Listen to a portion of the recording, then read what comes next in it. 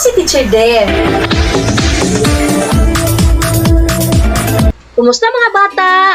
Ang atong tunan karon bahin sa pagbansay sa mga pamaagi sa pag-atiman sa atong lawas. Aduna kitay nagkalain-laing pamaagi sa pagbansay sa pag-atiman sa atong lawas. Maligo kada adlaw,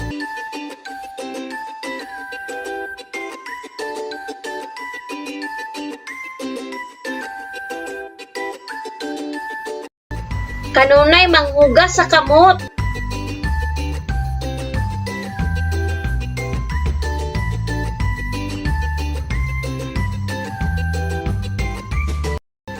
manglimpyo sa ngipon,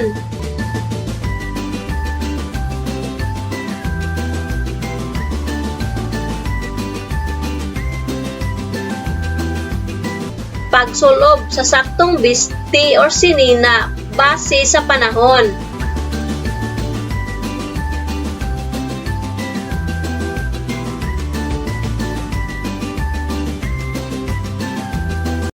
Pagkaon sa masustansyang pagkaon.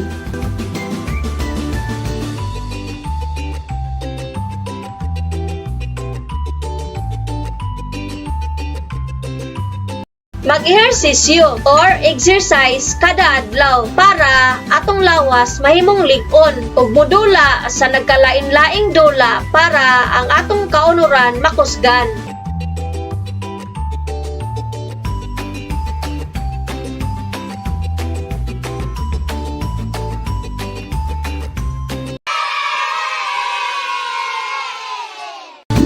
Mao kini ang mga saktong gamit sa paglimpyo sa atong lawas. Paglimpyo sa dalunggan,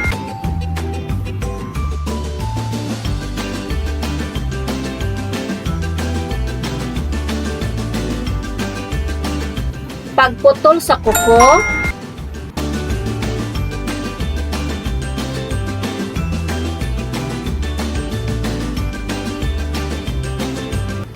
paglimpyo sa ngipon,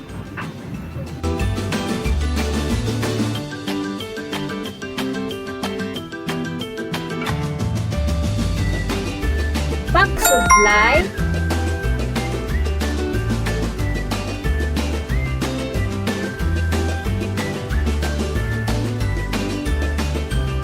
pagsabon ug pagshampoo.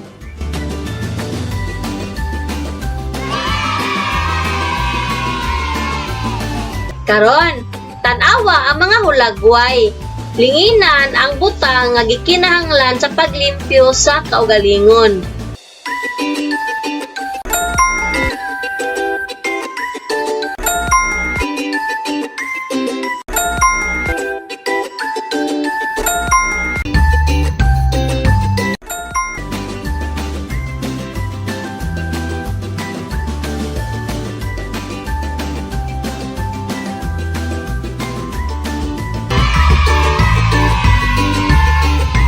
Sunod, tanawa og ilha ang mga hulagway.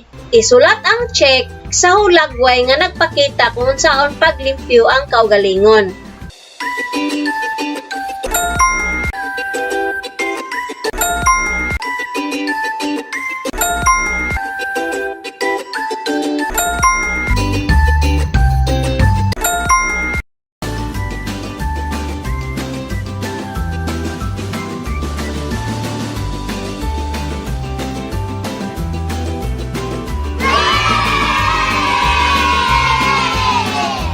Karon mga bata, mao ni inyong performance task. Tabangan mo bisan kinsa inyong kauban sa balay. Ways to care for one's body. Agamitan, papel o lapis. Mga pamaagi sa pagbuhat. Ipakita sa bata ang mga drawing. Butangan ug numero ang mga kahon ug asa ang una gibuhat.